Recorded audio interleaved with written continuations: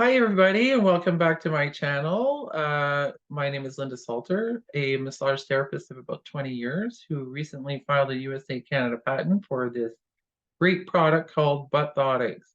What is it? It's a little wedge that you sit on under half of your butt to level your hips while seated.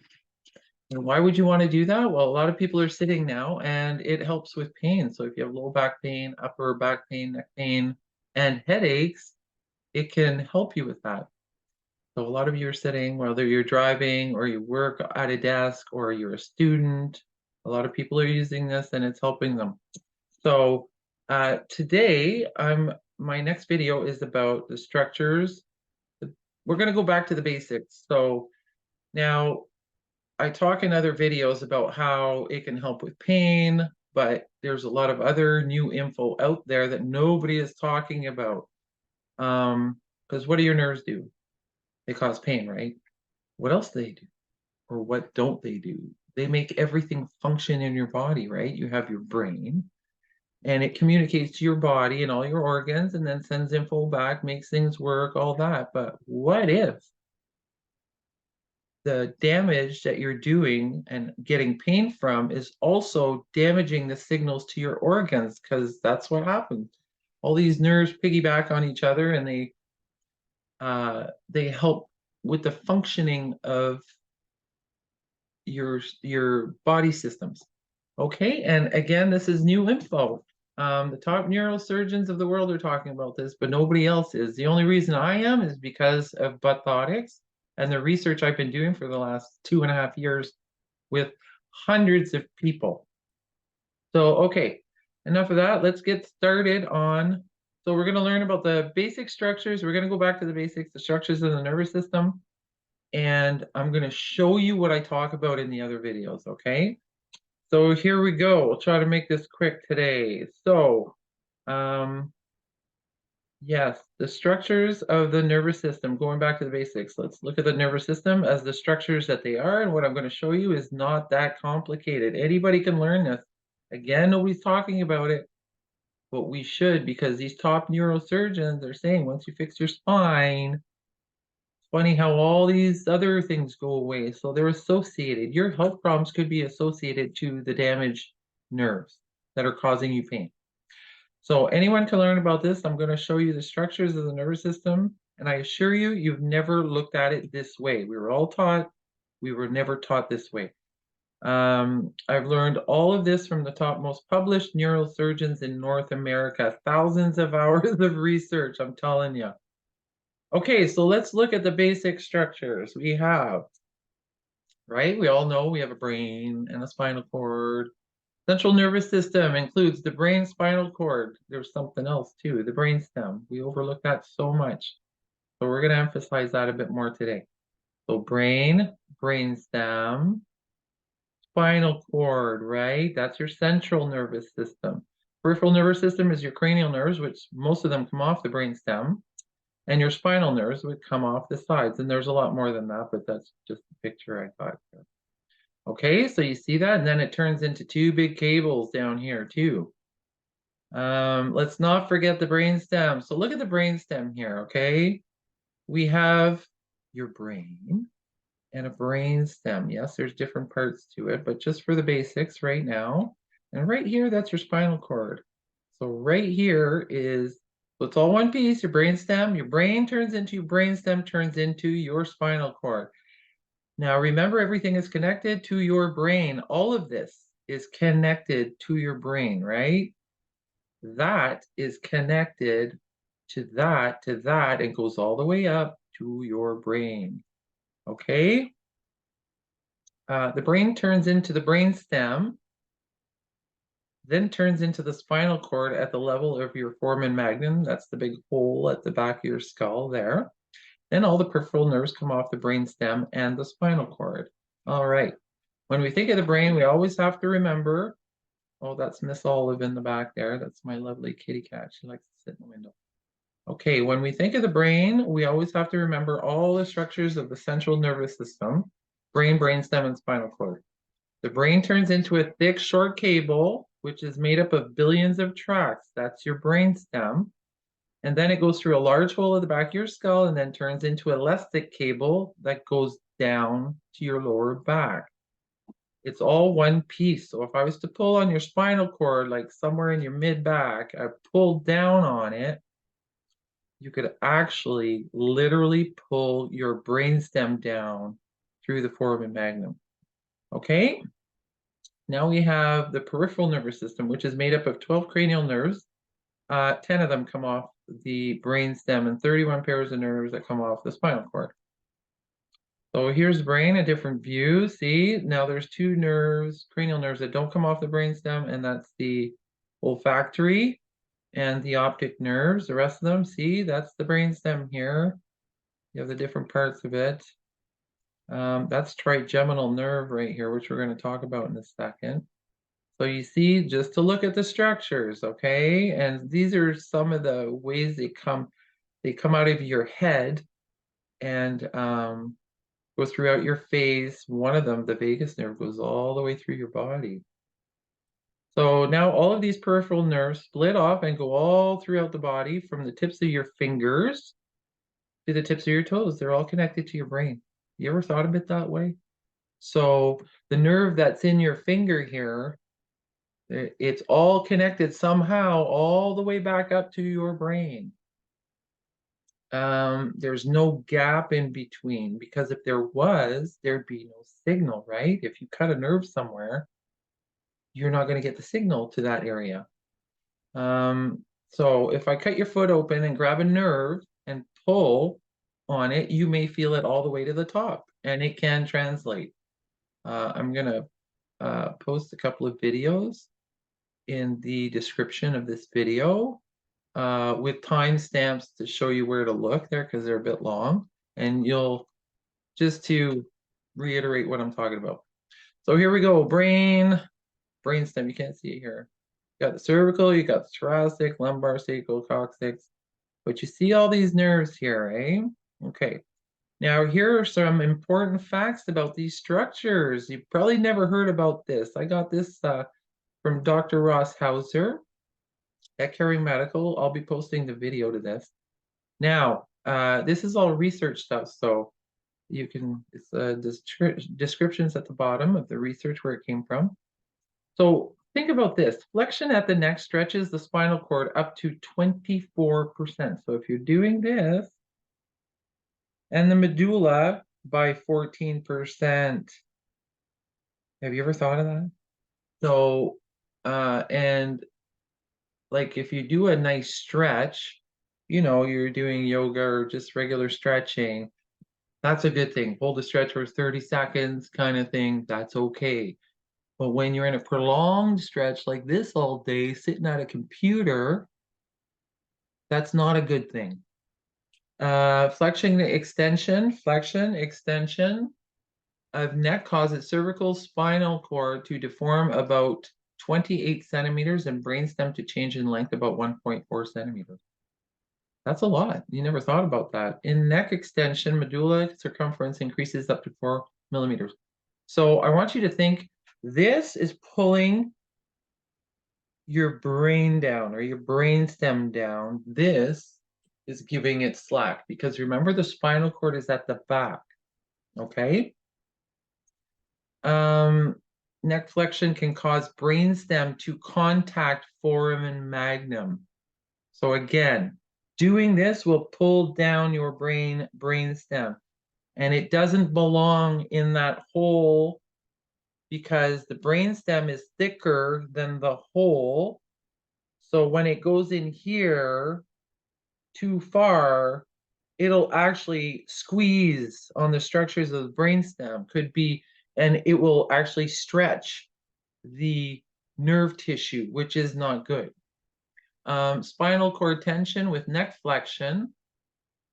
So spinal cord tension with neck flexion also transmits to cranial nerves 5 through 12, which with main mechanical load borne by cranial nerve 5. That's trigeminal nerve. That's a big deal, okay? Because you've heard of trigeminal neuralgia and all sorts of different problems. Here's another one. Thoracic spinal cord deformation with neck motions are up to 1.3 centimeters. So by doing this, you're also affecting the spinal cord down here. Okay, and at the bottom, your low back, when you bring your knee to your chest and then straighten your leg, you can actually pull down on the spinal cord. Okay, found an example. Here we go. Trigeminal neuralgia. Concussive trauma to the head and neck or upper back that cause injury to nerve pathways in the spinal cord and brain stem. And it can be cause of trigeminal. It can be the cause of trigeminal neuralgia. So concussive or one of these, or this is trauma. Overstretching the nerve tissue for a long period of time can be trauma because they don't like, the nerves can't handle that and they won't work as good. After cervical trauma, facial pain can be triggered immediately or it can occur months or years later. So sometimes you have a fall or you do something and the problems don't start till a long time after. It can be months after. Yeah, it depends what triggers it. So the function of the trigeminal nerve, right, primarily helps you feel sensory, although mandibular nerve branch, it has 3 branches. The trigeminal nerve, and it comes out right in front of your ear here, and it comes out 3 branches, and then it branches out again. So although the mandibular nerve branch has both sensory and motor functions, the trigeminal nerve helps with biting, chewing, and swallowing, facial and scalp sensations. Biting, chewing, and swallowing. Anybody have trouble swallowing? Chewing? You bite your teeth, you grind your teeth. Also, let's see what the next one. Yeah. So sensory. So if you have pain in your TMJ, could it be coming from that? Right? Are you ever told that? You just feel the pain here, but sometimes it's a referral from a nerve somewhere else. Okay? We'll talk about this stuff down the road. Right now, I'm just showing you the structures and a couple of examples. The brainstem is the stalk-like part of your brain that connects your brain to your spinal cord, right? So you got your brain, the big computer. Your brainstem is like the operator that wants to plug into different areas of your brain. And the spinal cord is like all the communication. It's everybody trying to get up to the brain. Your brainstem helps regulate some body functions, including your breathing and heart rate. Anybody have breathing problems?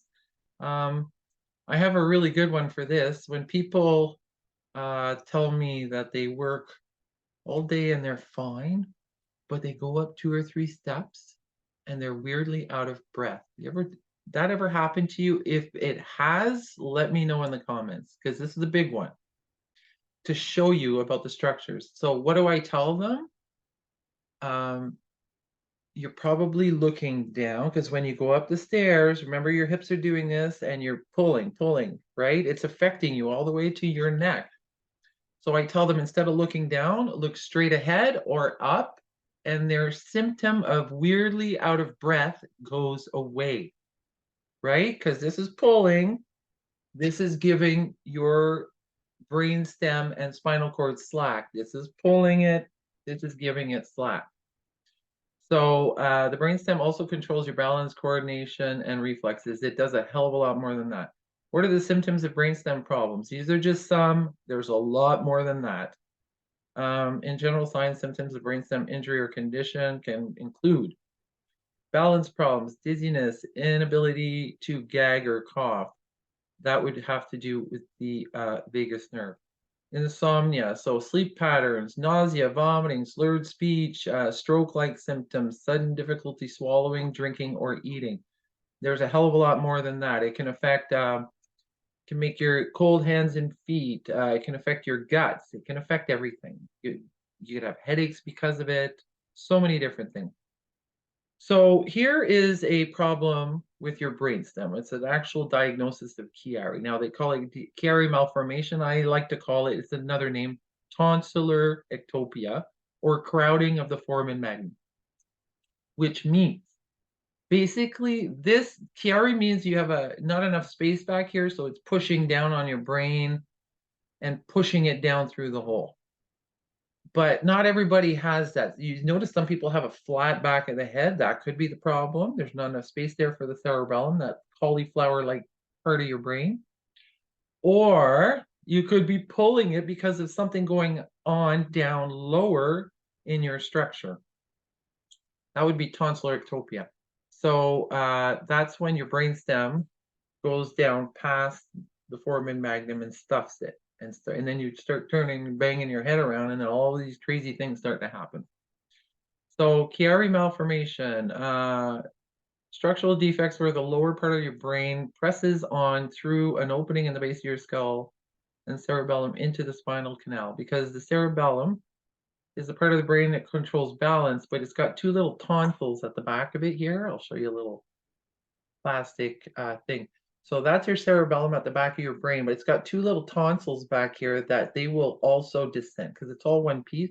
It'll descend. If your brainstem descends, that descends. So here's your brainstem in your brain, and then it turns into your spinal cord when it goes through the hole, right?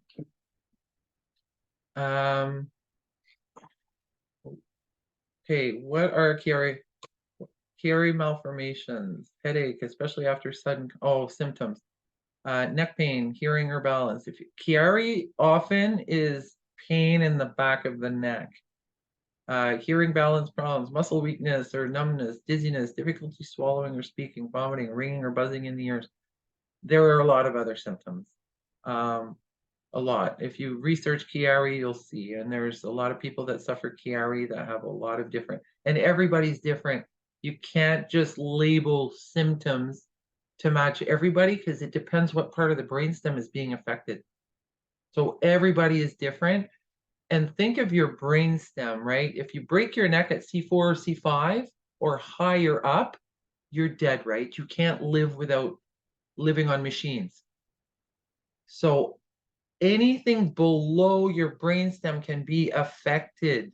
So all of your body can be affected. All of your organ systems might not work right. Your heart, your lungs, your GI, everything. Right. To recap, there are many problems that can happen due to physical damage to our nerve structures. When you actually see the structures of the nervous system in this way, you can start understanding what I'm showing you. Next video, there's great info that we were just never taught, and again, it's not that complicated. We're going to talk more about the functions of the nervous system and different nerves, like the vagus nerve, your parasympathetic versus your fight or flight. Explain like you've never heard it before. And I didn't invent this stuff. Again, I've learned it, but because I'm a massage therapist, I'm a hands-on person, and I've done the research on so many people leveling their hips. It has brought me to all this information, and that's why a great neurosurgeon has agreed to do research on my product. I can't really tell you too much yet, but it's coming. So yeah, remember, nerves don't just cause pain, they make everything function. So if you have some nerve damage somewhere, you may have pain, and you may also notice certain symptoms of dysfunction in any one or many of your organ systems, like heart, lungs, urinary, GI, etc.